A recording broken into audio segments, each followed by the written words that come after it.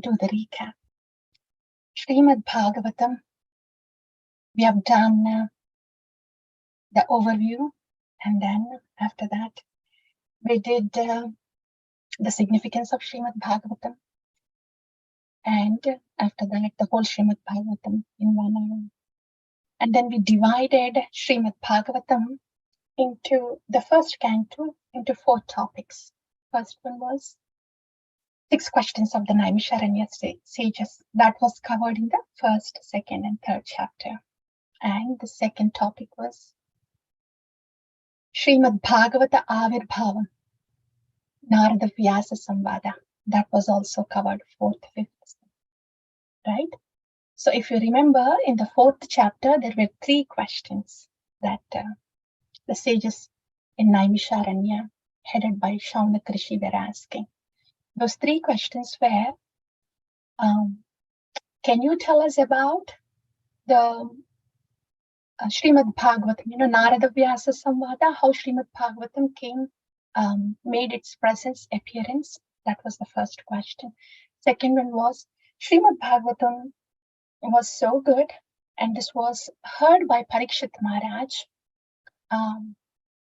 without any sleep or food for 7 days and 7 nights. So can you tell something about Parikshit Maharaj?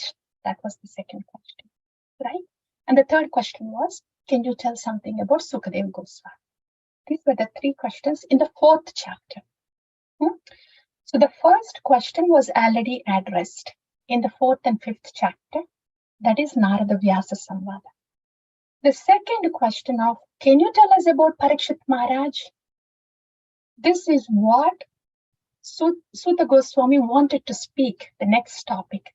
That's why after Sri Narada Muni has instructed Vyasadeva to please glorify about Bhagavan, after he leaves the place, then Suta Goswami starts explaining about how Brahmastra came towards Uttara and how Lord Krishna has protected the womb of Mother Uttara, Parikshit, that was present in the womb of Mother Uttara.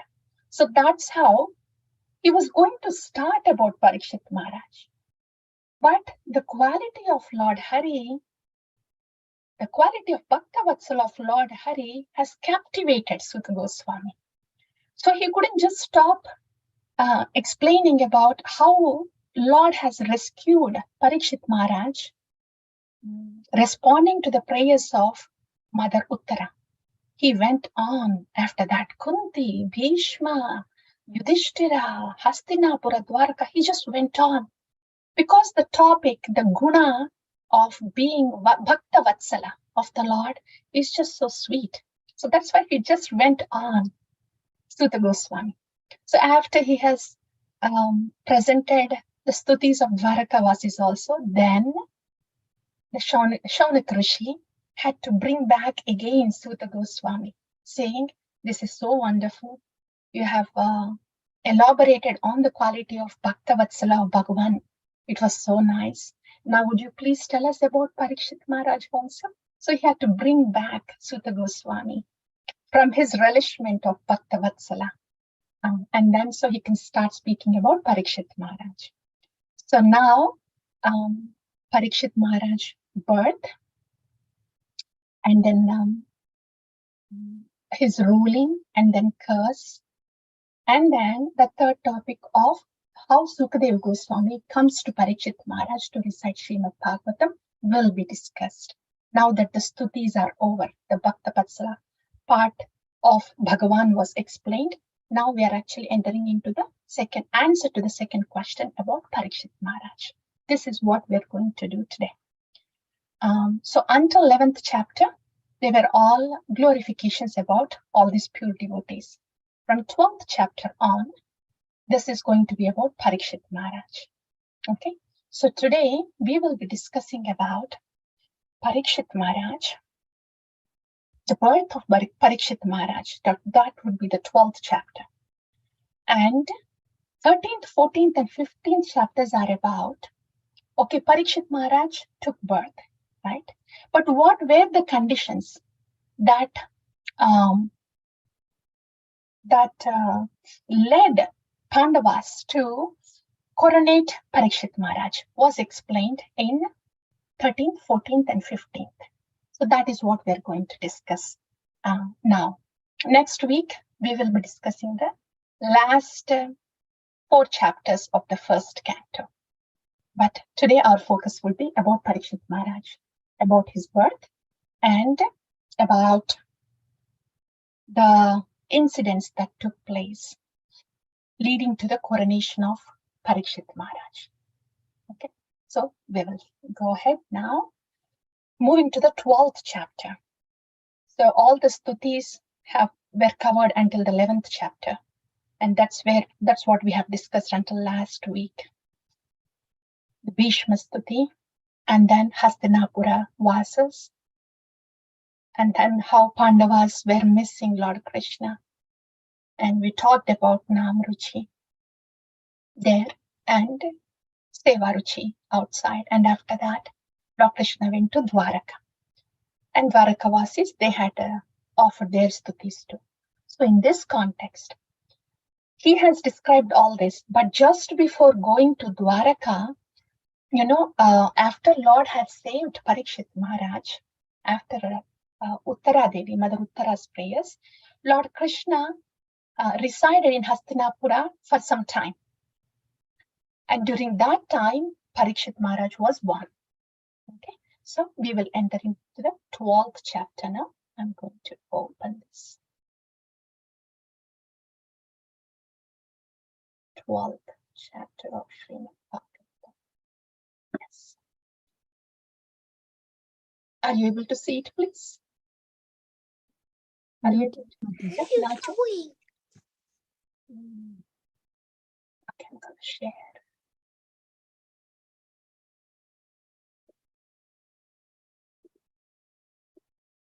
Yes. So that's we are in Hastinapura now, right? Because all the Pandavas are in Hastinapura, right? Now in Hastinapura, Lord Krishna is still in Hastinapura. Here, in this 12th chapter, we'll see the birth of Parikshit Maharaj.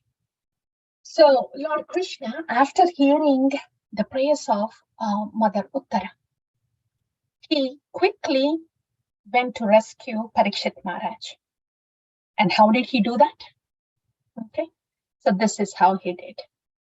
Lord Krishna, here he's in the form of Vishnu, Paramatma. Angushta matram amalam spurat purata maulinam apivya darshanam shyamam tadit vasasam achyutam.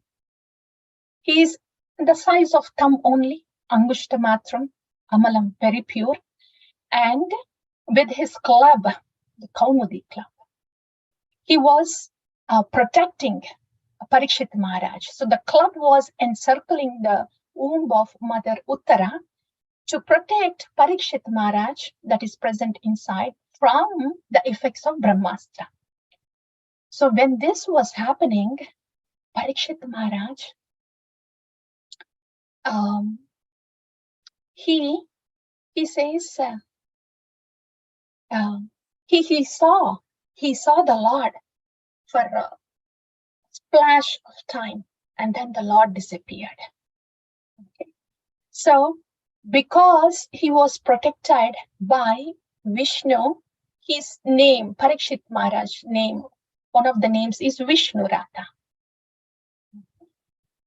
And also because after Parikshit Maharaj was born,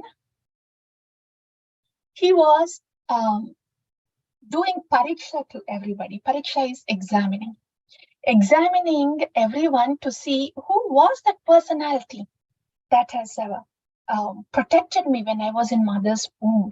So he had the tendency to examine people to find out that personality who has protected him. That's why he was called Parikshit also. So these were the 2 names of Parikshit Maharaj. So in this way, the Parikshit Maharaj was saved and the child was born. And I want you to please step back one thing and note one point here. Here, Yudhishthir Maharaj, Even before this description of how Parikshit Maharaj was protected, here the detachment of Yudhishthira Maharaj was explained. How Yudhishthira Maharaj's rule was exemplary. He had such opulences, and the support of his brothers and his wife. And from a materialistic standpoint, he was an emperor. Such opulences that he had that the devatas in the Swargaloka were also feeling envious and wanted to have that kind of opulence. Though Yudhishthira Maharaj was in that position, having that extraordinary opulence, Yudhishthira Maharaj was satisfied with only one thing. He was satisfied only with the service to Lord Krishna and only with the thoughts of Lord Krishna. So that was his detachment. Though he was an emperor of the king, the whole world at that time, what brought him satisfaction was the absorption in the thoughts of the Lord and service to the Lord. So what is it that we have to take home from here is, we are just Kali Yuga Vasis, and all of us, everybody is running towards to accumulate so much outside. Material riches, material positions and everything. When compared to the Yudhishthira Maharaj of those days, whatever we try to do would be nothing. But if we step back and see what made Yudhishthira Maharaj so satisfied inside, that was his attachment to the Lord and service to the Lord. So the lesson for us too, we might be spending our time, thought and effort, our whole life, chasing behind accumulation of material things, but we don't realize where our inner satisfaction, deeper satisfaction is. And this is what Yudhishthira Maharaj is reminding us, teaching us. Instead of running outside, chasing something outside, if we look within and then get attached to the Lord in the heart and have that service attitude, serve the Lord and serve all, then that will fill the vacuum that we have in our heart. So that's something for all of us to take home. Because no matter what we do, we cannot be more than Yudhishthira Maharaj. And what is he doing there?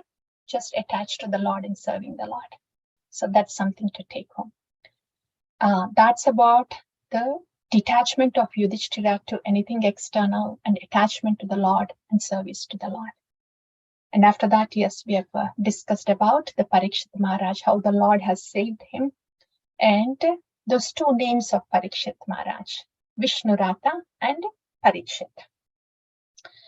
And rest of it all in this chapter gives different qualities of Parikshit Maharaj. Okay? How he's like Lord Rama in Brahmanical principles, and how he's like a great bowman like Arjuna, and how his charity is so great as King Shibi, and how he's forbearing as earth. So all these qualities are given, nice qualities of wonderful qualities of Parikshit Maharaj. So the Brahmanas, they were actually predicting. What how this child is going to be. First of all, so we have described about how the Parikshit Maharaj was protected in the womb. That's one thing. Second thing is, and the whole background setting is that the Brahmanas have come and there is a ceremony going on to give the blessings to the baby in Mother Uttara's womb. So Brahmanas were doing that ceremony. So, and that's the background setting. So those Brahmanas were saying this boy's name would be Parikshit, and his name would be Vishnurata also, and his qualities are going to be like this. So that the Brahmanas are saying all this to Yudhishthira Maharaj. So in those days, the future of the child, especially when they're in royal family. They were predicted by these brahmanas. Jyotisha was already Jyotisha was read even before the birth of the child. So that's what was going on, and the brahmanas were enumerating all the qualities that this baby would have in the future, Parikshit Maharaj would have in the future. So that is all the information that is also present here. And so Yudhishthir Maharaj, after that, he gives remuneration to the brahmanas, and the brahmanas were happy, and they leave. And after that, Lord Krishna helps Yudhishthir Maharaj to do the Rajasuya Ashwamedha Yajna. Is that Ashwamedha Yajna? Yeah, horse sacrifice. Because the reason Ashwamedha Yajna was done was Yudhishthir Maharaj had to kill so many in the war, and they included the family members also. So according to there are different shastras, Dharma Shastra, Nyaya Shastra, different shastras. So in order to nullify the sins that were committed in the war, during the war, it was recommended to do Ashwamedha Yajna. And that is why Yudhishthir Maharaj was doing Ashwamedha Yajna, 3 horse sacrifices, and Lord Krishna helped him to get the riches that were needed to do the Ashwamedha Yajna. Okay, he didn't have any riches, any funds in his kingdom, because the war was just over. So Lord Krishna has instructed Yudhishthira to get the gold that was left behind when Emperor Marutha did his sacrifices in the previous ages. So in that way, Lord Krishna helped acquire the riches King Yudhishthira needed to do the Ashwamedha Yajna. So this was all happening. This is how Parikshit Maharaj birth, the preparation for the birth has happened, and Jyotisha was read, and Ashwamedha Yajna has happened. And after this, as we discussed in the last week, Lord Krishna leaves Hastinapura and goes to Dwarka, right? So that's the whole background, and this is about Parikshit Maharaj, birth of Parikshit Maharaj. And after all this, yes, Parikshit Maharaj took birth, and he was growing. Okay, that's the 13th chapter. It's a quick one, and the take-home points for us is about how detached King Yudhishthira was externally, and how attached and settled and connected he was internally. An emperor was doing that for his settlement and inner satisfaction. So that's a take-home point for us. This is a quick one. Now we will go to the 14th chapter. There is a lot in the 14th chapter, a wonderful one. So we'll make our entry there. So Parikshit Maharaj, now he's growing. And then Lord Krishna went back to Dwarka. And now what happens is, Vidura, he had to leave the palace, and then he comes back to Hastinapura. We'll talk about that. So that will take us to the next chapter. That's 13th chapter. 13th. Yes, this is a beautiful chapter. Vidura is a Mahatma. There's so much to learn for us from this chapter.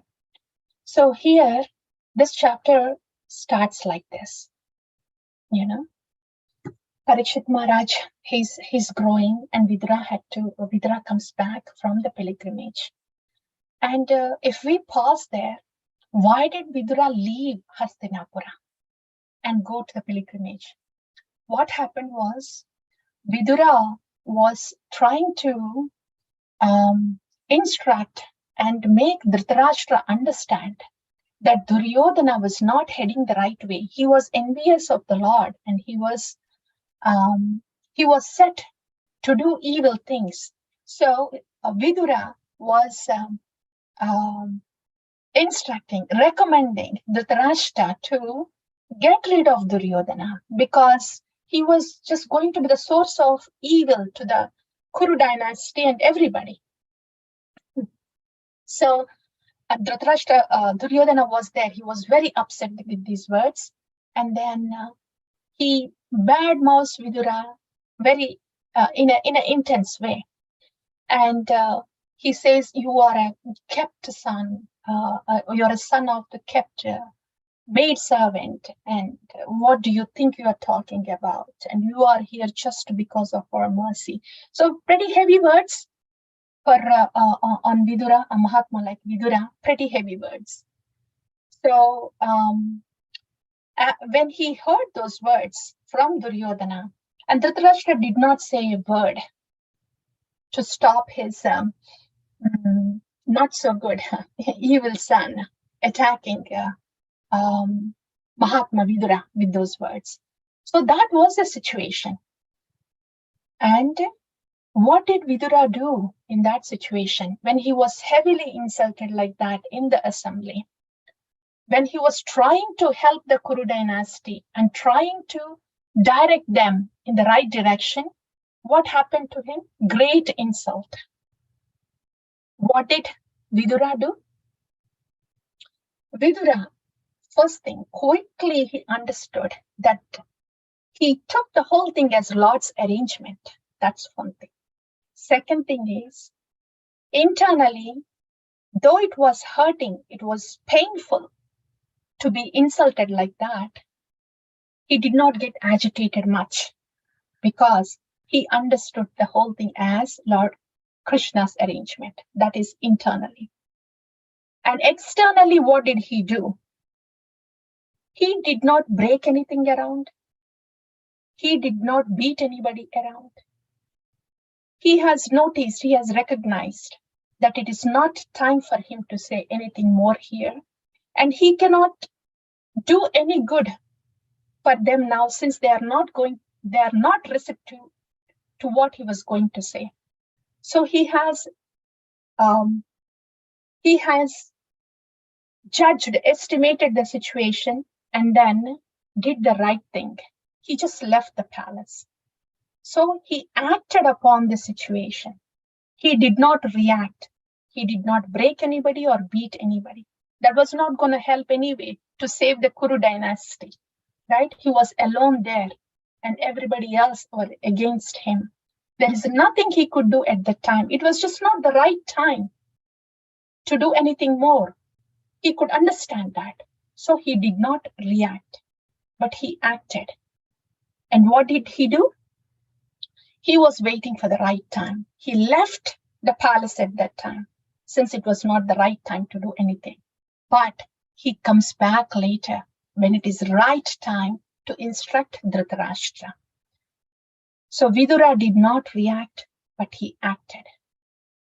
Reaction is done impulsively and is not going to help the situation in a positive way. Action is done controllably and helps the situation sooner or later in a positive way. This is the lesson for us to take. Because when the difficulties come, Queen Kunti, she said, Vipada Santuta Shashva Tatra Tatro Jagat Guru. Let the difficulties come. So Queen Kunti has understood those difficulties as Krishna's arrangement. Even Bhishma Pitamaha, when he was addressing the Pandavas, he said the same thing. Aho kashtam, aho anyayam. All this has happened to you, but it is bewildering how Achyuta's arrangement is. So just take everything as prasad, as Krishna's arrangement. That's what Bhishma Pitamaha's words were. And now Mahatma Vidura is doing the same thing. Whenever a difficulty falls upon us, first thing we are learning from these pure devotees is see that as Krishna's arrangement. Second thing, what did Mahatma Vidura do? though it is hurtful inside, we cannot ignore this part. When something happens to us in our life, it hurts. It can be really painful when there is an insult, especially when you're trying to do something good and you have to face some insult. It can be painful. We don't want to minimize it. We do not want to ignore it. And we do not want to pretend like nothing has happened. That will be spiritual bypassing. We have to acknowledge that there is hurt. But at the same time, because we are looking at it as Krishna's arrangement, we don't have to be agitated of why this is happening. And we don't have to point out fingers outside because it's just Krishna's arrangement.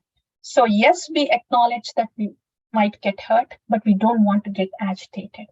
And that is internally. And externally, we act.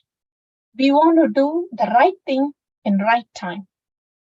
We do not want to do something in a wrong time. We don't want to be impulsive. So that is externally. We want to act, but not react. This is something that we can learn from Mahatma Vidura. So Vidura, after he got insulted like that, he left the palace.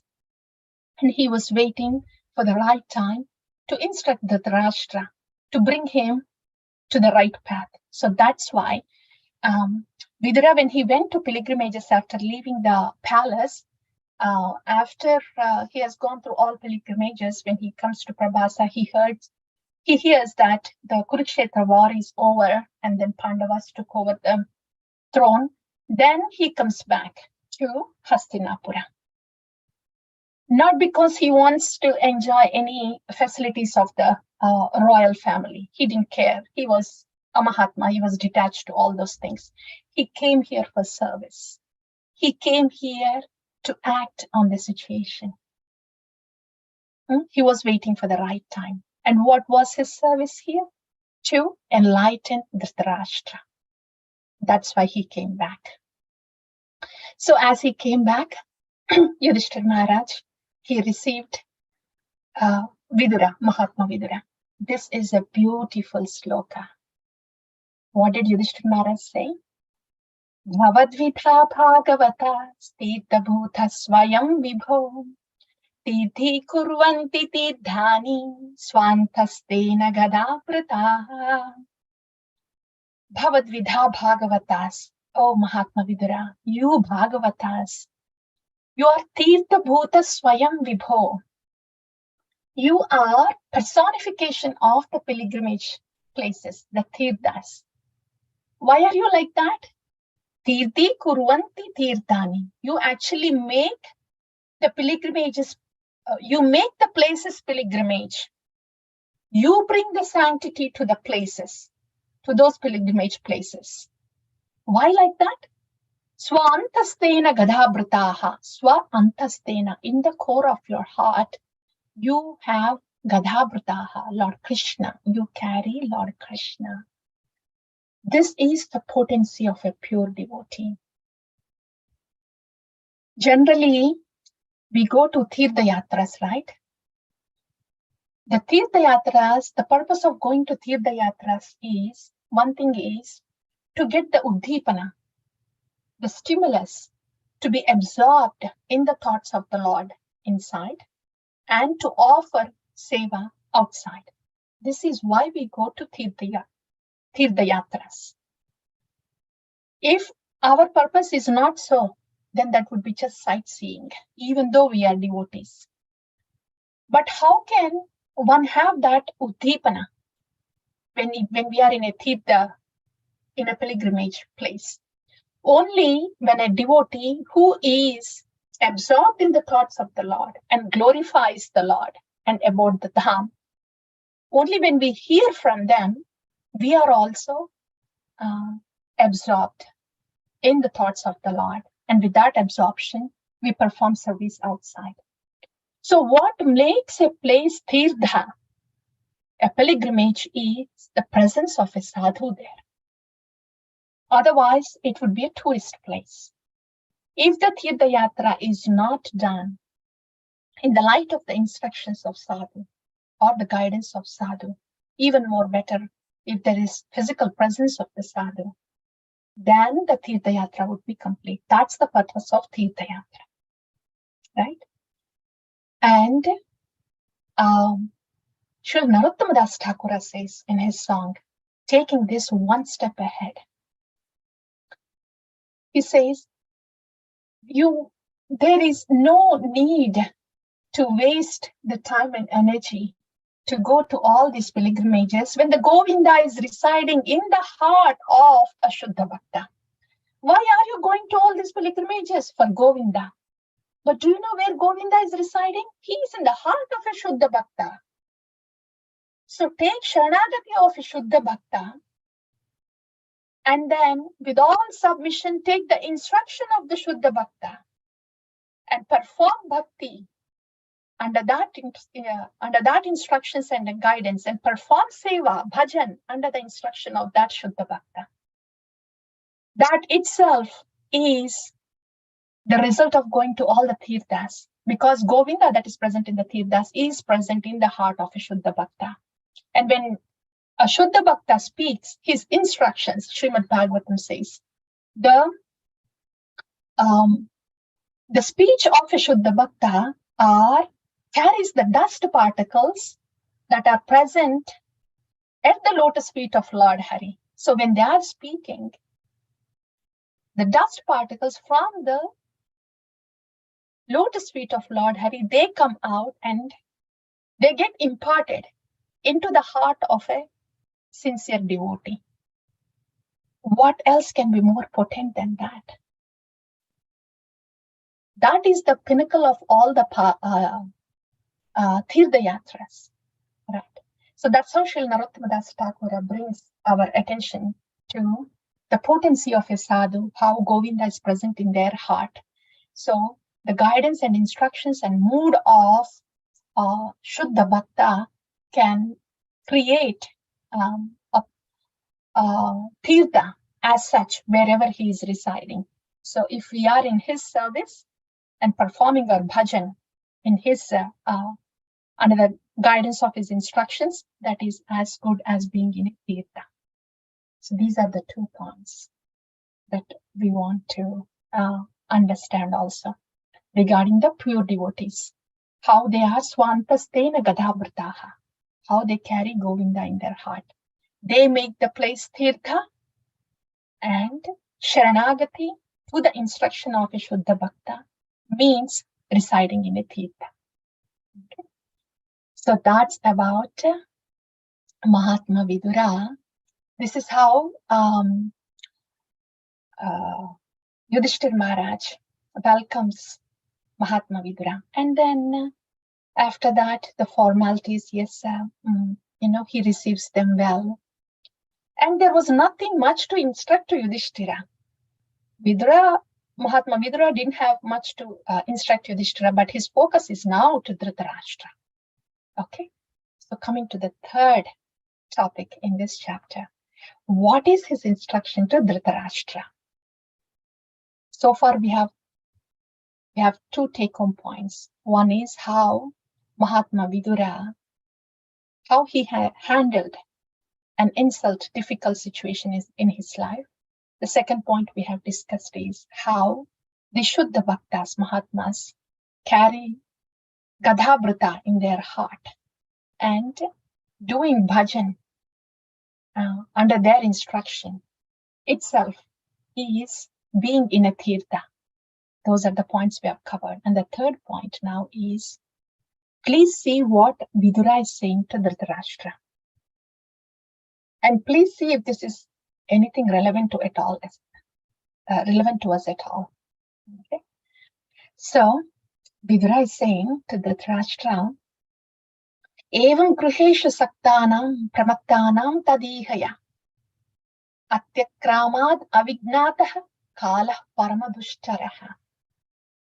Kalah paramadushtaraha. Without your knowledge, the time is just taking over you, O king. Dhritarashtra, time is just taking over you. Evam gruheshu saktanam pramattanam. You are so attached to this body. And you are so attached to everything that is related to the body.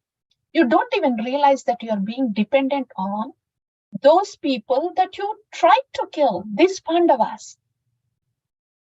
Don't you feel ashamed? Mahatma Vidura, he was really straightforward and cutting through the fog of Dhritarashtra's consciousness. He was heavy. So he was saying this, don't you feel ashamed? You are so much attached to your body. You are getting old. You don't even realize that you are getting old. And you are being dependent on somebody who you tried to kill. Yeah. And he says, this is enough. You don't have too much time left over. Now, please get out of here immediately. You are entangled with this body and everything related to this body so much. Now it's time for you to get out of this entanglement. Okay. And he also says how the time forces everyone to surrender everything, even life. It means he's saying you are not realizing death is just around the corner and you're comfortably sitting here, even when the old age is just taking upon you, and shamelessly you're being dependent on somebody who you tried to kill. This is your situation now. You don't even realize that. You don't even see it. Please get out of here immediately. All your relatives have died. Look at the old age symptoms that you have. You are already blind, and now you are deaf. Your memory is shortened. Your teeth are loosening. You are coughing up mucus. Don't you see that you are getting old? Don't you see that your expiration date is coming closer? And you are living such a degraded life, living like household dog of Bhima. What kind of life is this? So please get out of this place immediately. And he says, you have to be a dhira. You have to be undisturbed. And you have to give up this body when this has become useless. Why are you so much attached to this body? Time for you to get out of this place and get rid of this body. Get rid of this material entanglement. So please be a dhira. And please be a narottama. Here, the meaning of narottama is you have to depend fully on the personality of Godhead. Just leave this place. Don't be concerned about what is going to be happening to you. Just depend on the Lord. So he gives what Dhritarashtra needed, gives it heavily, but cuts through the fog. And then Dhritarashtra, he gets it, and he immediately leaves. And along with him follows his chaste wife, Gandhari. They head to north, and then Dhritarashtra, he performs the Ashtanga Yoga. There, we already have fire element within us. So he instigates the fire element that is present within us. In the Yoga Agni, he discards his body, and Gandhari, she enters that fire. Like the Sati Sagamana, he enters the same fire. So this is how they leave the body. Okay. Here, for us, the take home. Please see, if this is anything, if any of these things are happening to us, maybe this is a reminder for us to see that we are getting closer to our expiration date also. Old age symptoms. He says, you are already blind, now you're deaf. Your memory is shortened, teeth getting loose, coughing mucus. This actually reminds me of a story where somebody is taken to Yamaraj, and he was asking, why didn't you give me the notice before? I would have done something to prevent my coming here. I didn't know I was going to die. I didn't pay attention. Why didn't you just give me some warning signs that I was going to die? Then I would have done something different. Then Yamaraj says, didn't you realize that the warning signs of gray hair, your joint pain, and your memory loss, the aches and uh, uh, the aches and pains that you had in the body, all of them were the warning signs that I was giving you, and you didn't care for that, and you went on with your materialistic way of life. So when the body is having its changes, then it means that is something that we have to make a note of, to see how much time that we have. Isn't that spiritual journey an urgency for us? How long does it have to wait? And how long does it take for us to get serious about the spiritual journey? For those who haven't started it, how long would they need to start it? For those who have already started it, how long does it need for us to do it right, get out of the aparadas and try to go towards Shuddha Bhakti? So those are the points for our introspection. Yeah. So that's from Vidura to Dhritarashtra. That's the conversation. Something for our introspection too. Okay. Now Dhritarashtra and Gandhari left. Okay. By this time, what happened is Yudhishthira came out. He didn't know that Gandhari, he didn't find Dhritarashtra and Gandhari. Every day, all this, in the Vedic tradition, they offer respects to the elders every day in the morning. So Yudhishthira came to their chamber to offer respects to the couple, but he didn't find them. Then Yudhishthira, he gets very anxious.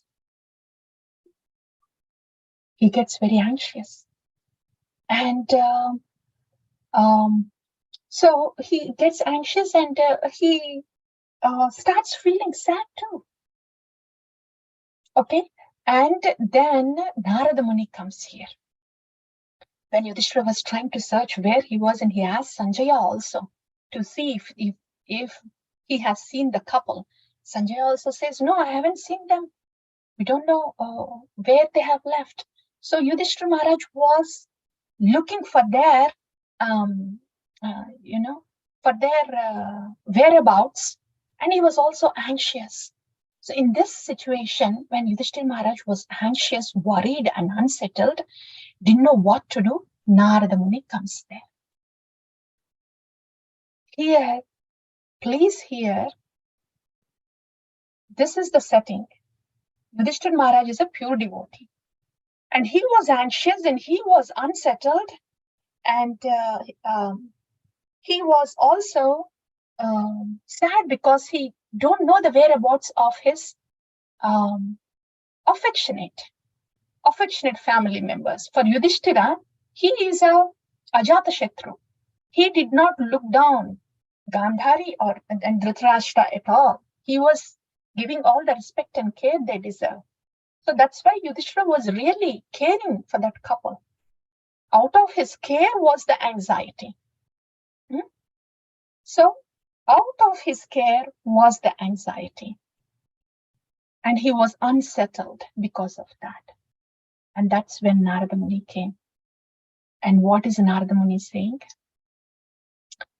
Yudhishthira, okay, everyone is under Lord's control, and he brings jivas together and disperses them. So it is not yadruchikam. Yadruchikam is incidental, that people meet and then they leave. This meeting of the people and then them leaving is all controlled by the Lord. So he's trying to say how Yudhishthira Maharaj and this couple, Dhritarashtra and Gandhari, how it is just Lord's arrangement that they were together until now, and it's just Lord's arrangement that they are not seen now. Okay, and he also says how a cow bound by a long rope, how we are helplessly, we just follow. In this case, it's more like it's Lord's arrangement. He was trying to say that it is not, we are not We are not planning for our meeting for somebody, and then we are not planning to separate like that. In a bigger picture, it's the Lord's arrangement. And when it is Lord's arrangement, lamentation in separation is due to illusory affection only. This is the point. So he was trying to say, Yudhishthira, you might be thinking, oh, my affectionate family members, and I have been with them now, and I don't see them now, and that's why I'm lamenting. All this lamentation is because of your so-called affection to your family members. But you're not realizing that this is just based on the body. In a bigger picture, this is just Krishna's arrangement that you and your family members got together. And it is Krishna's arrangement to see how long you would be together. And it will be Krishna's arrangement to see when you will be departed, when you might need to be separated. So unless we understand that, there will be lamentation out of that illusory affection. So do not please be in lamentation, because what you're going through is just an illusory affection based on the body in this life. Yudhishthira is a pure devotee. He doesn't, he is not affected by illusion. Pure devotees are not. But like Arjuna, as he was put in the illusion by Yogamaya, so Bhagavad Gita can come out. All these pure devotees, they are put into Yogamaya just so conditioned souls like us can learn something out of that. In the same way, Yudhishthira Maharaj was also put in this illusory affection, so we can learn that our family that we have now is just Krishna's arrangement that we are put together. And so he is the controller. Okay. And the next point is, you are thinking that, Yudhishthira, you are thinking that you are anxious about their well-being, right? You are thinking that they may not be able to take care of themselves without you being there. So in this way, you are having a cause of anxiety because you're thinking they will not exist without you. But Yudhishthira, do you realize one thing? Kala karma gunadhino dehoyam panchabhautika kadam anyamstu gopayet sarpakrashto yathaparam. When somebody is already in the control of their own karma, in the control of the kala, how can somebody being controlled like that, can offer protection to others? So your anxiety to offer protection to others is an illusion, because you yourself are helpless in the clutches of karma, in the clutches of kala. So we have to realize how limited our so-called protection is, because we ourselves are under the clutches of karma and kala. And then the next thing he would say is, okay, Yudhishthira, you might be thinking, they are gone now, okay? And how are they going to maintain themselves? What about the food for them? How are they going to maintain themselves? You might be thinking like that because you are thinking you are the maintainer. And if you are not around them, they will not be sustaining because you're not maintaining them. Look how subtle this feeling of I am the maintainer for them can get to. And that too, with the affection to the dependents in the family. And Narada Muni is saying, Jivo Jivasya Jivana. You don't have to be worried about their maintenance. There is a real maintainer there, the Lord, and he set up the nature. And they have gone to the forest, and ahastani sahastanam. So those that does not have limbs would be the prey for those who has limbs, like that he says that. So they will manage They will manage to get their food there. They will be able to maintain that. The nature is set up like that by the supreme maintainer. So you don't have to think that you are the maintainer, and they will not be able to sustain because you are not able to maintain. Narada Muni is saying this to Yudhishthira Maharaj. So, and finally he says, now do not be disturbed. Do not lament because they are gone, because it is Krishna's arrangement that people come together, stay for some time, and they depart. Do not lament. And do not think you are the controller. Right? All these arrangements are made by the supreme controller, Lord Krishna. Okay? You cannot control them from not going anywhere. It is under the control of Krishna. Okay? Do not think you are the maintainer. There is a supreme maintainer. So you do not be in anxiety that you are unable to maintain them. And you do not need to be unsettled because you are unable to control the situation. And please see, all these are out of affection. Okay. And Narada Muni says, after really opening the eyes of Yudhishthira, Narada Muni says, okay, now that you have made note of these points that you are embedded in, so just come out of it.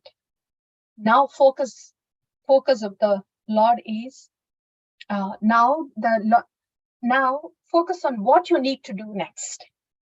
When the Lord's mission is over, when he is going to disappear from the planet, then you Pandavas also may retire timely. So he's also instructing, do not be disturbed about these things happening. And your next step would be to retire from this planet. When Lord Krishna departs from this planet, he also instructs. So in this incident, one thing that we can, so after Narada Muni says that, Yudhishthira Maharaj, Narada Muni also says, and after instructing this, Narada Muni also says, your aunt and uncle, they went to the forest, and he actually says clearly that Dhritarashtra will be doing Ashtanga Yoga, and then he will burn his body with that yogic fire 5th day from now on, and then after that Gandhari will enter into the fire, and after that Vidura also will leave his body. So he will say all this. He will tell the future to Yudhishthira. And then he says, okay, all these things will happen, and then you keep note of when the Lord would depart, then that would be time for you to depart also. He instructs that also. Okay. So all this happens. Okay. What is it for us here? Very important. For us, especially who are trying to take care of the dependents, the parents taking care of the children, or older children taking care of elderly parents, or anybody, any caregiver taking care of the dependents. That is actually done with affection, with the responsibility, and that needs to be done. That needs to be done. That should go on to the best of our capacity. But our lesson here is to not to have that feeling that we are maintaining them. We want to see that the Lord is using us to maintain them. Otherwise, we will end up with a lot of heaviness on us that we are the doers. That causes the anxiety. So, whatever care that needs to be given should be given, but keeping in mind that we are giving the care as an instrument of Krishna. So that way we don't feel very heavy with the doership. Okay, that's one thing. And second thing is, we are not the controllers. As much as affection that we have and we try to do our best, we have to understand that we are just instruments in the hands of the Lord, but we are not the Lord. So the controller, the real controller and real maintainer is up there. We are just being, we are meeting here temporarily in this life with the people that we are around here as an arrangement of the Lord. And during that course of the time, we are given certain responsibilities by the Lord, certain services by the Lord. So we give the care from that position as just a caregiver, but not the controller and not as a maintainer. Right?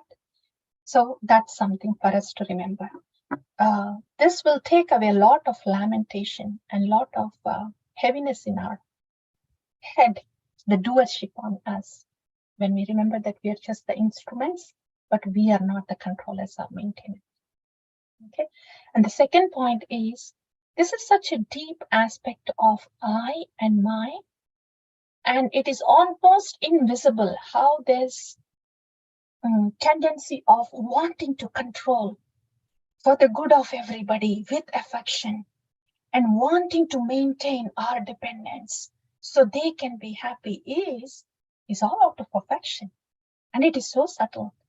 And this cannot be brought to our attention by our own self, but somebody superior to us has to bring it to our attention that you can only do your best.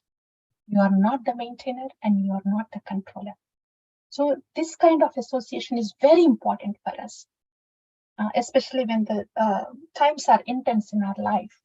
Then we need the association of sadhu, guru, advanced devotees to remind us of these deeper aspects of truth, because we will not be able to do it on our own. Yeah, so that is something to remember. That's how Narada Muni instructs Yudhishthira. Yeah, so just to recap quickly our take-home points here. We have talked about how Mahatma Vidura dealt with a difficult situation, how he looked at his as Krishna's arrangement, and internally, though he was hurt, he was not agitated. Externally, he only acted, he did not react. And then we talked about the potency of a Shuddha Bhakta, who actually makes a place pilgrimage, and Govinda resides within him.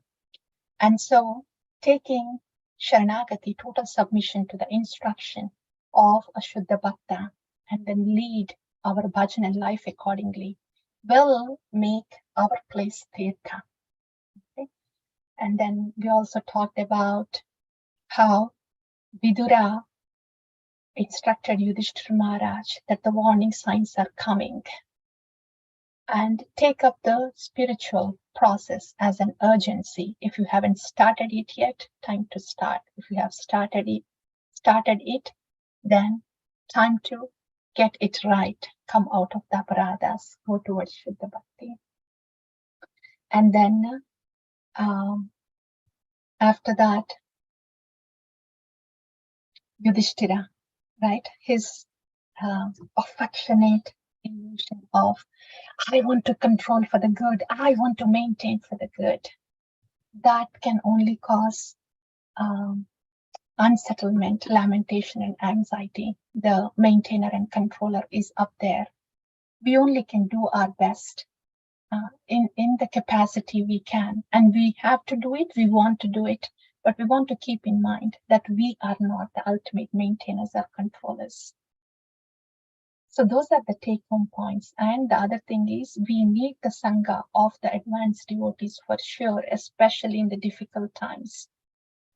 So they can bring us out of this unsettlement, anxiety, and misery by cutting through the illusion that we have deep, which is not seen by us so easily. Yeah. So those are from the 13th chapter. So now, Yudhishthira, okay, he hears that from Narada Muni and he gets settled.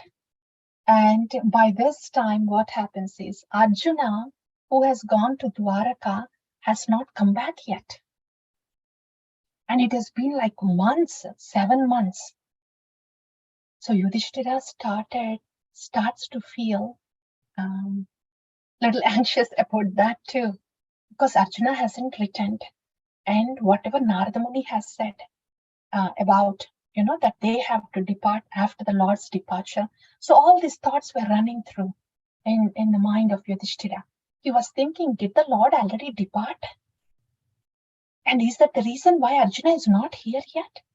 So he already had that suspicion. They are quite intelligent people. He had already had that suspicion. But his heart could not really take it.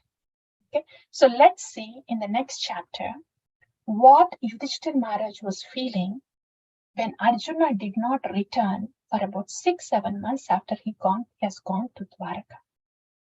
And why are we talking this again? These are all the events leading to the coronation of Parikshit Maharaj. That's why this next chapter. So this will take us to the next chapter of what Yudhishthir Maharaj was feeling. Okay, that would be the 15th chapter. So let's take there. So 12, 13, was that 15? 14th chapter, right? Yeah, 14th. That will take us to the 14th chapter of what omens Yudhishthir Maharaj was seeing as he was waiting for Arjuna to return. This is a quick chapter. This is a quick one, not a lot of take-home points, but let's see what Yudhishthira, King Yudhishthira, was feeling. So Yudhishthira was just talking to Bhima. Why, Bhima? Arjuna hasn't returned yet. And see, this is what I'm feeling. See, Yudhishthira observed inauspicious omens. So he starts talking about, how the directions of time has changed, how the mentality of people is changing, and how there is irregularity in the seasons. All these changes are happening outside, in the nature, and in the people, in the mentality of the people. Is there something happening? And Arjuna has gone for 7 months to Dwaraka. He hasn't returned yet. Is there something really happening? Now I remember when Narada Muni came here, he has instructed that we also have to depart, retire from this place. If after the Lord's departure, did that already happen? So he was just thinking. And then Arjuna just comes at that time. Arjuna was very morose and he feels dejected. He couldn't say a word. He was very sad, unhappy. And then, since Arjuna could not speak a thing, Arjuna, those days, however they are, whatever their mood are, they used to follow that etiquette. Like we have the Vaishnava etiquette that we need to follow, however we feel inside.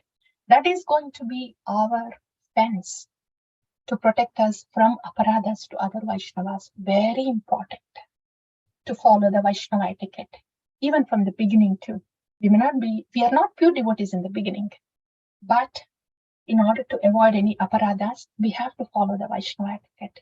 That way, we will stay safe in bhakti, even though we are in sadhana bhakti. So that's the importance of Vaishnava etiquette. We can talk in detail later about Vaishnava etiquette means, but in brief, Vaishnava etiquette is, Jiva Goswami says, I'm just going to paraphrase that in a positive sense. We have to look at a Vaishnava as an object of our respect and service. And that should be our vision, our attitude, and we have to offer respect to them when we see them. Yeah, offer respect to them with the gesture and with the words. And the feeling should be, we have to be happy that we have seen a Vaishnava, a devotee of the Lord who is trying to worship the Lord. So that is the Vaishnava etiquette, from external to internal. And if that is not naturally coming to us in the beginning, it may not come naturally, but at least we have to see that we do not hurt the devotees. Yeah. That way we will be safe, not committing any aparadas. That's about Vaishnava etiquette. But here, why did that come? The Arjuna was also following his etiquette. Though he was so morose, sad, he still, paid his obeisances to his elder brother there, Bhishma and Yudhishthira. He couldn't be happy because he was so dejected, heavy in the heart, but still he followed the etiquette of paying the obeisances. And then Yudhishthira starts asking, why are you like this, Arjuna? And he had tons of questions. Yudhishthira asked so many questions. Is Krishna, did they treat you well? Are the Yadus okay? And are Ugrasena, Akrura, Balarama, everybody okay? And is it because, is your health all right? Did you get disrespected or neglected, or were you threatened? Or did you not treat a woman who has a deserving character properly? Or have you contacted a woman who does not have good character? These are all, for Kshatriyas, they all mean a lot. Okay, are you defeated by somebody inferior? Okay, defeated by somebody superior is okay, but somebody inferior, no. So tons of questions to Arjuna. He couldn't say a word. Arjuna couldn't say a word. Okay, and after some time, after asking all this, Yudhishthira had to directly ask one question. Okay, Arjuna, let me come to the point. Are you so heavy-hearted because Lord Krishna has departed this planet? Direct question. And then Arjuna starts speaking. That takes us to the 16th chapter. Arjuna, when he was asked all these questions by Yudhishthira, he couldn't say a word. And now, with all these questions, especially when he's saying all those, when he's saying, are you defeated by somebody? And have you treated women, have you not treated women properly? All these questions, Arjuna, he was feeling, I'm already so feeling dejected and sad that Achyuta is gone, and all these questions are also coming. So he was little bit of annoyed also with all the speculation. But finally, when Yudhishthira had questioned him directly, then he says yes. He expresses his feelings then. He bursts out all with his emotions of how separated that he's feeling from Achyuta. And he says, yes.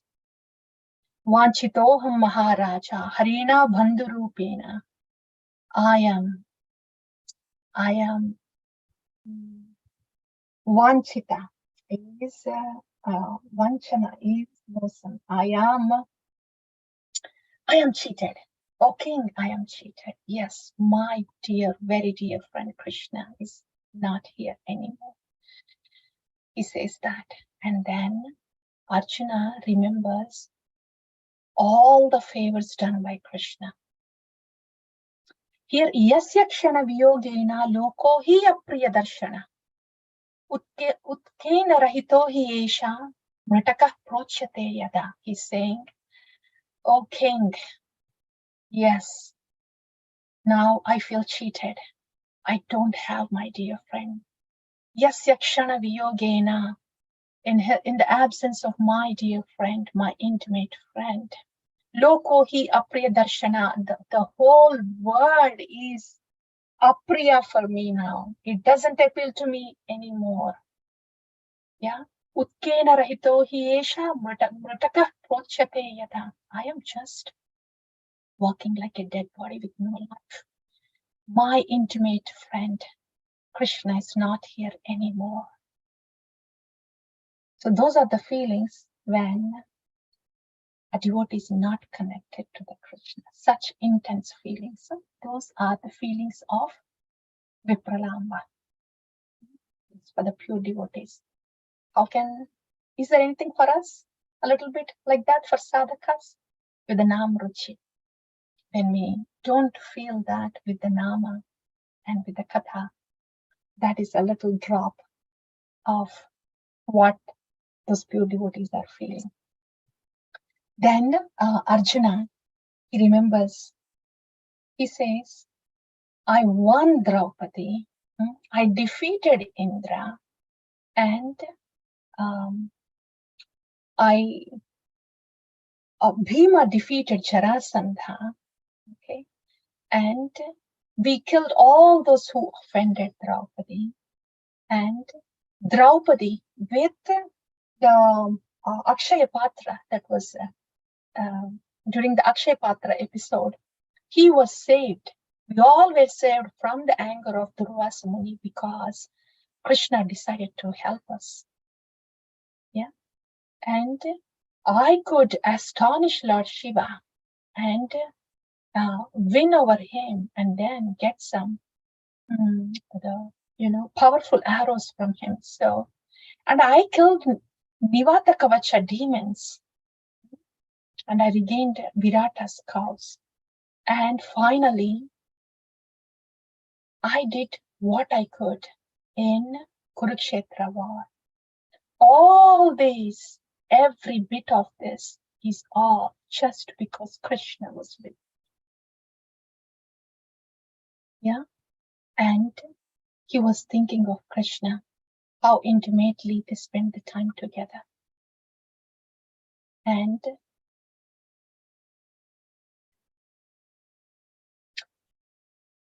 with this, when he's thinking of all this, he was thinking how he could do all this just because Krishna was with him.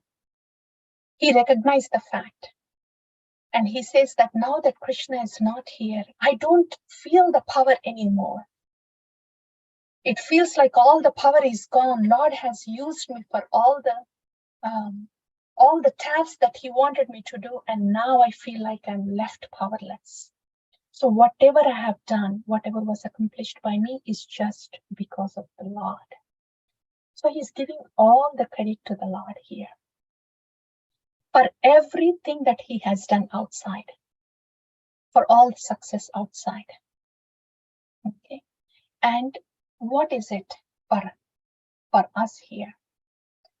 See, we have to make a note here. Arjuna, for doing all these things, he was receiving instructions from the Lord directly. So the Lord was his guru and the Lord. So he, under the instructions that he was receiving from his guru and the Lord Krishna, he was doing things outside. So he was naturally feeling that he was not the reason for the things that are accomplished outside. It was all because of Krishna. That is the feeling of all the Sharanagata Bhaktas. And that is the feeling of Dainya that automatically comes.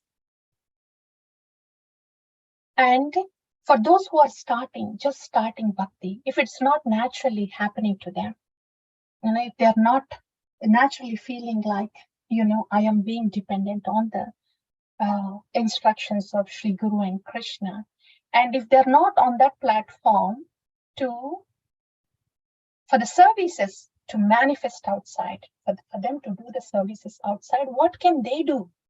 What can they do in the beginning? So in the beginning, when we are under the control of ignorance and passion, what we practice is bhakti aparadha.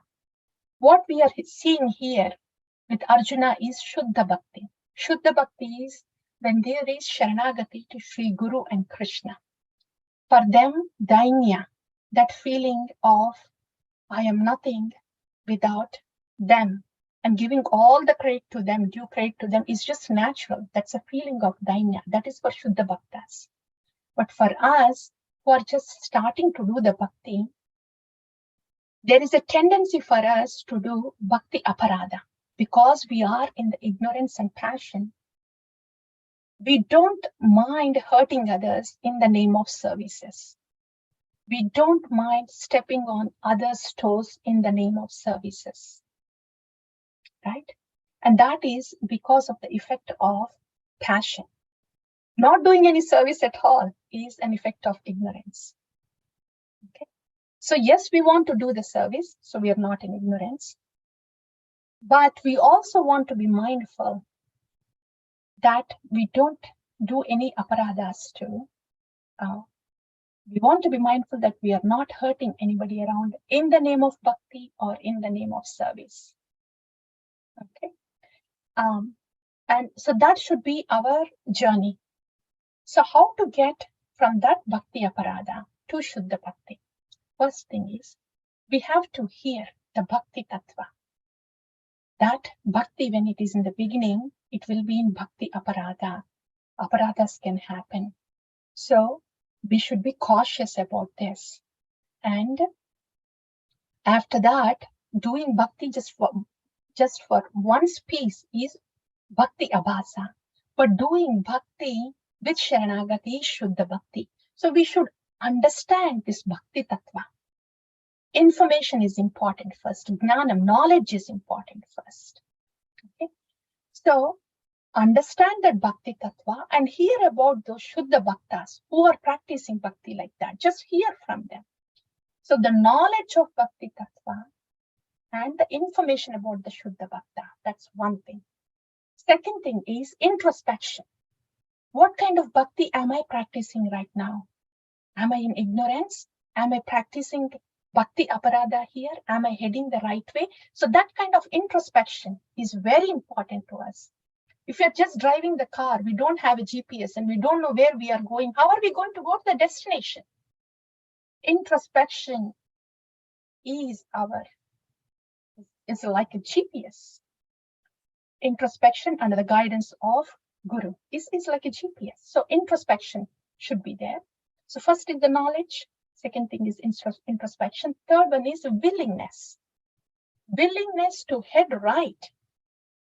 When we know that we are doing bhakti aparadha, then voluntarily making changes to head the right way towards going to Shuddha Bhakti. That also should happen. So these three things, in the beginning, if we take care of these three things and do our bhakti in an introspective way, this introspective journey, introspective bhakti is called inside out bhakti. Without introspection, if we are just doing bhakti, not knowing where we are going, it will remain external. It will be in bhakti aparadha only. We will not be able to get to Shuddha Bhakti. Okay, so that's something for us to take here. What to do in the beginning to get to the stage of what Arjuna is feeling here as a Sharanagata Bhakta. Okay, so starts from a take home for us from Arjuna's recollection of how the Lord was so helpful to him. Please see, this is all Dainya Bhava. He was being very grateful to all the favors that were given to him by the Lord. And he was naturally feeling very insignificant and humble because he clearly sees that the empowerment that he had is from the Lord. Okay, he thought like that, and he was in deep separation. And did he just stay like that, morose, sad, lost? No. He quickly came back to his original state of mind. All the moroseness, all the sadness that was there out of separation, he could come out of it. And how did that happen? Because he was remembering the instructions of Krishna during the Bhagavad Gita instructions when he recited Bhagavad Gita. Lord Krishna recited Bhagavad Gita to Arjuna. So those instructions in Bhagavad Gita, Arjuna was remembering. Those instructions helped him to get out of that moroseness. This is one more point for us. So here for Arjuna, his Guru and Lord Krishna is not with him physically anymore.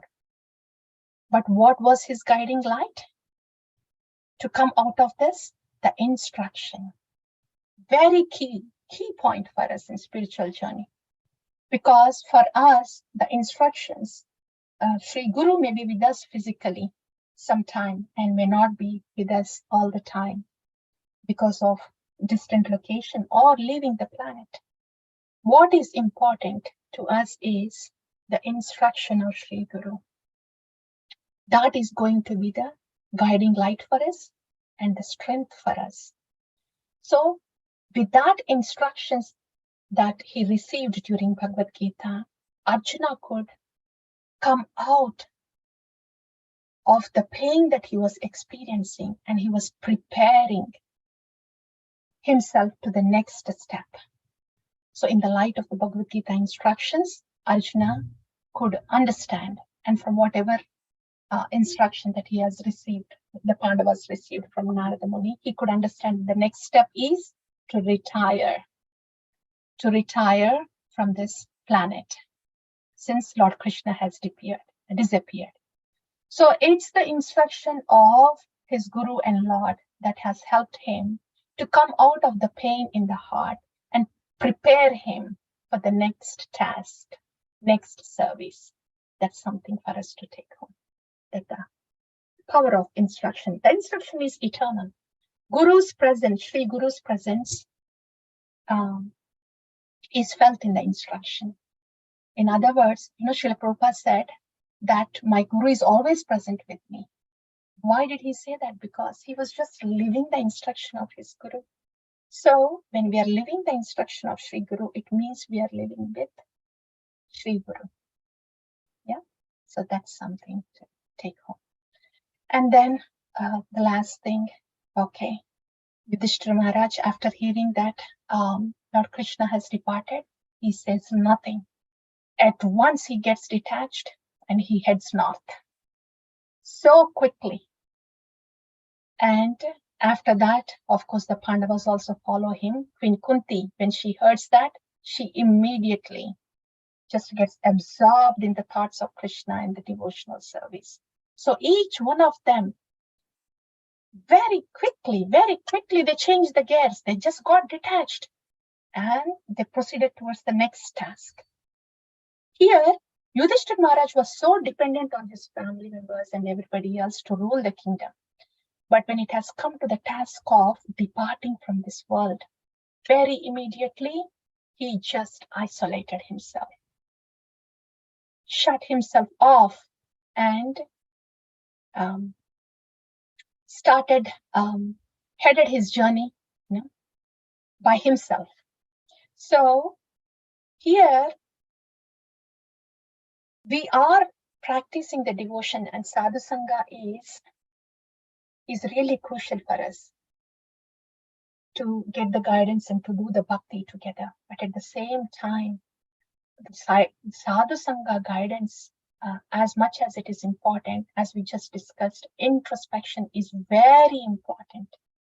Srila Prabhupada said, somebody saying, bhakti is like, though we are flying together, the lead flight can direct us in the direction, but we still have to fly our own flight.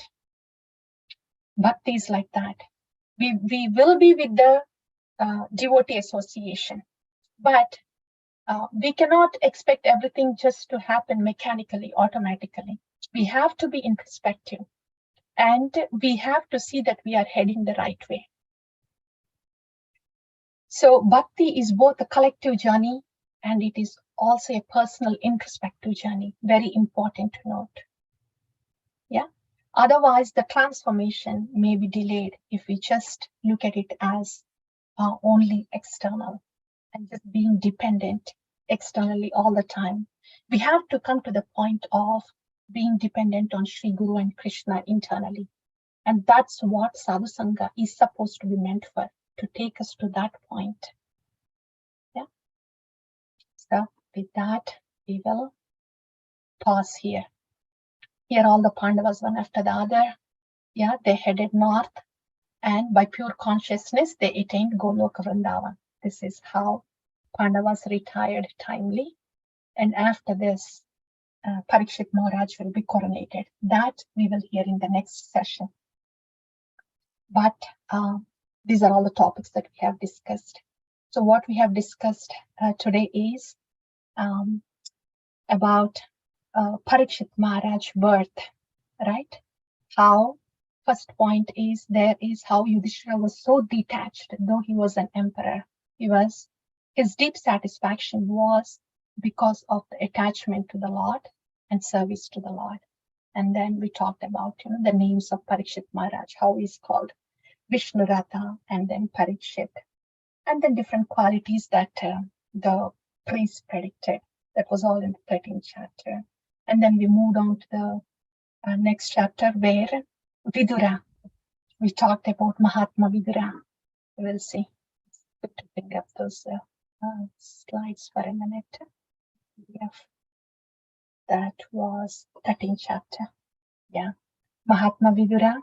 And we talked about how Vidura has dealt the difficult situation, the insult, right?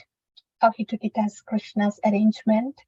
And internally, though he was pained, he was not agitated. Externally, he acted but not reacted. That's one thing.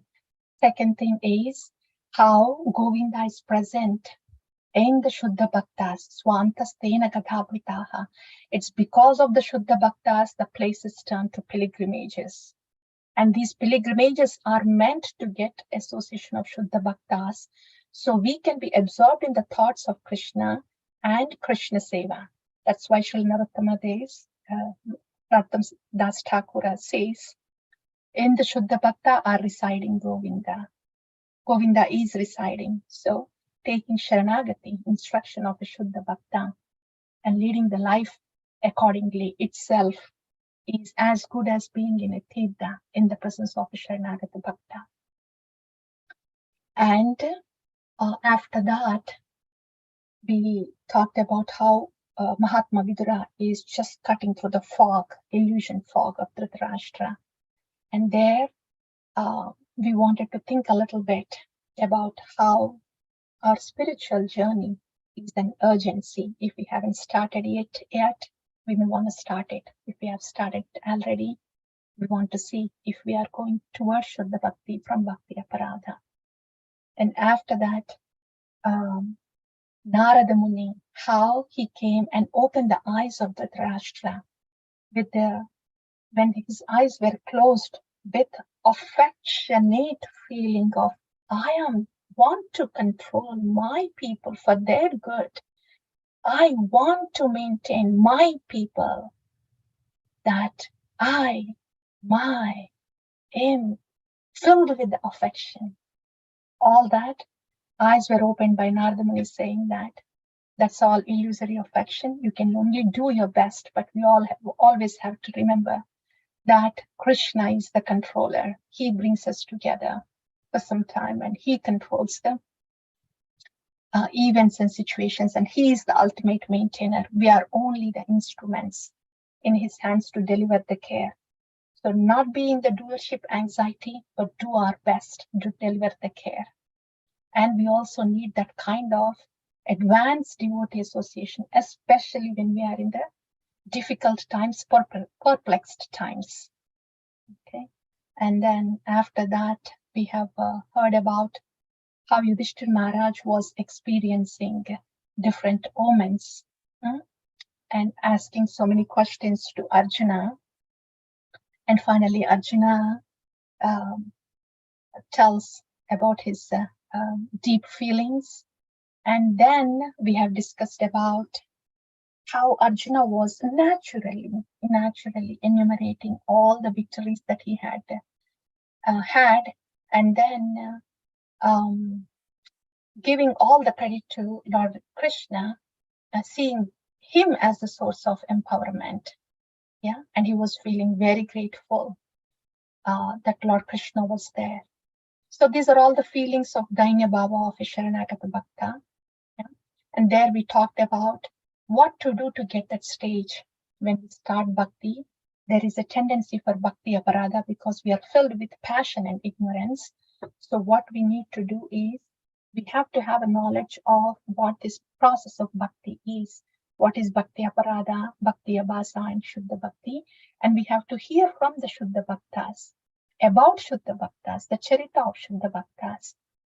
So we get a hang of what that Shuddha Bhakti means. So the knowledge is important. Second thing is introspection, to see what kind of bhakti we are following, being introspective. And third one is willingness to change our gaze, move from aparadha to Shuddha Bhakti under guidance.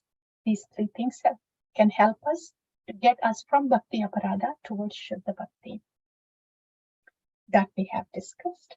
And then after that, we have discussed how Arjuna could come out of the pain in the heart and prepared himself to the next task by remembering the instructions of Lord Krishna in Bhagavad Gita. There we talked about how the instruction of Sri Guru are eternal and are always present with us.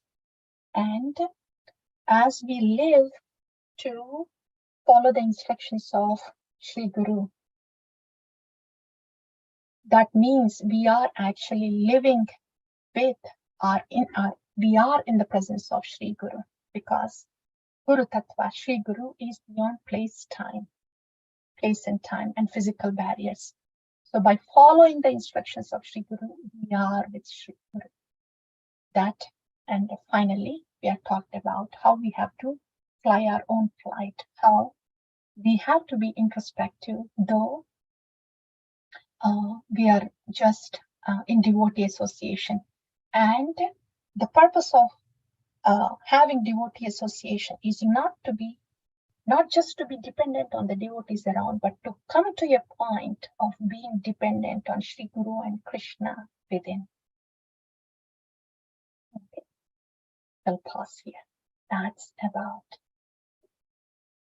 all those chapters 13, 12, 13, 14, 15. 12 and 14 didn't have much, but a lot.